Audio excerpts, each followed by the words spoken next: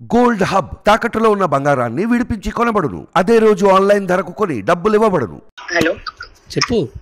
నువ్వు మాట్లాడుతూ ఇలా పెట్టేస్తే ఫస్ట్ ప్లేస్ లో ఫోన్ చేయకు. నువ్వే చేసావు మరి చేయకంటే. నేను నీకు కాదు, నీకు ఫోన్ చేసే ముందే చెప్పాను. నేను నా బాధ చెప్పుకుంటా ఫోన్ పెట్టేస్తాను.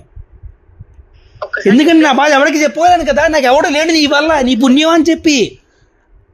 నేను ఎవరిదే ఫ్రెండ్ అంటే ఫస్ట్ ఆడికి ఫోన్ చేసి నీ ఫ్రెండ్స్ అప్పుడు మాడాను నేను.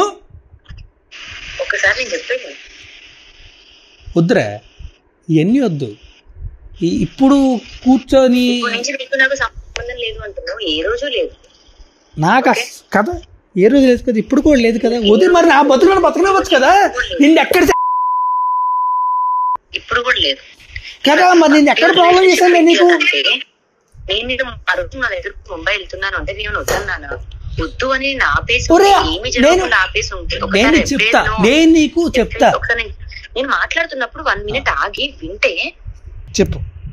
నువ్వు వెళ్తా అన్నప్పుడు నేనేమైనా ఆపి నేనేమైనా ఇన్వాల్వ్ అయ్యి చేస్తే నువ్వు ఈ మాట అంటే నాకు పడుతుంది, తగులుతుంది. ఆ పిల్లకి ఇంకా నువ్వు వద్దు, అది వదిలించుకోవడానికో లేకపోతే నీ దగ్గర ఉన్నది ఇంకేదో చేయడానికో చేయడానికి అది నేను తను జడ్జ్ చేసుకుంటాం. నన్ను మాట్లాడి ఆల్రెడీ నీ గురించి చెప్పాల్సిందంతా చెప్పేసింది, అర్థమైందా? ఓకే, ఆ తర్వాత కూడా నువ్వెవరు తెచ్చేయడానికి అంటున్నా? కంగారు పడకు. కాదు, మరిద్దరికి సంబంధం లేదన్నప్పుడు నా జీవితం తెచ్చేయడానికి నువ్వెవరు? నేను ఎవరు తెచ్చుకుంటా నీకులాగా ఇంటికి తీసుకొచ్చే? అయ్యో నువ్వు తెచ్చుకుంటావు, సాయి గారిని ఎలా తెచ్చుకుంటావు?